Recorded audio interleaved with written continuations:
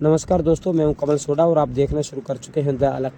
जी हाँ दोस्तों, आपके सामने पोस्टर पर कुछ तस्वीरें हैं। ये तीनों तस्वीरें एक अशोक सेरा बाड़मेर के वरिष्ठ पत्रकार हैं उनकी है और एक अन्य पत्रकार हैं उनकी भी है। मगर एक तस्वीर है वो भीड़ की है जिसमें काफ़ी सारे जो युवा हैं वो दोस्तों खड़े होकर अपनी भाषा का प्रयोग कर रहे थे, जो भाषा कतई ना बोली जानी चाहिए और बोलने से पहले सोच समझना चाहिए। जी हाँ, क्योंकि अशोक सेरा के साथ में जो हुआ वो कतई ही नहीं होना चाहिए था। वो कतई ही किसी समझदार व्यक्ति को, सोचने समझने वाले को कतई ही स्वीकार नहीं है, क्योंकि अशोक सेरा बाड़मेर के एक वरिष्ठ पत्रकार हैं और उनके चाहे हो सकते हो आपको सवाल उनके दोस्तों चुभते होंगे, मगर सत्य यही है।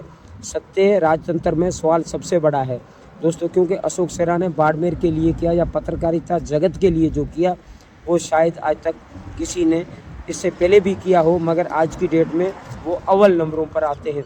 आपको याद होगा कि कई ऐसे जो घर से जो मानसिक रोगी थे उनको जंजीरों में जकड़ा हुआ था, उन्हें अशोक सेरा ही थे जिन्हें वहाँ से ले जाकर कई जगहों पर इलाज दोस्तों करवाया और उनकी बात आगे रखी और उनकी पैरवी की।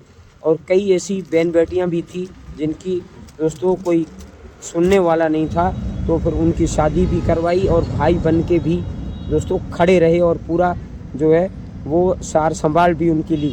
अन्यथा मैं आपको उसके अलावा भी बात करूं तो नशे की मुहिम में अव्वल नंबर पर अशोक सेरा खड़े रहे। बाड़मेर में कई ऐसी फैक्ट्रियां, कई नशे की मुहिमों में दोस्तों अव्वल नंबर पर खड़े रहे और उनको बंद करवाने में अहम भूमिका अशोक सेरा ने भी निभाई।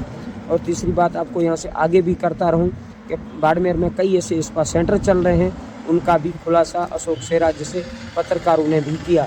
दोस्तों ऐसे पत्रकार को अवार्ड तो मिलना ही था दोस्तों, ऐसा अवार्ड जिसकी आशा हमने कतई ही नहीं की थी।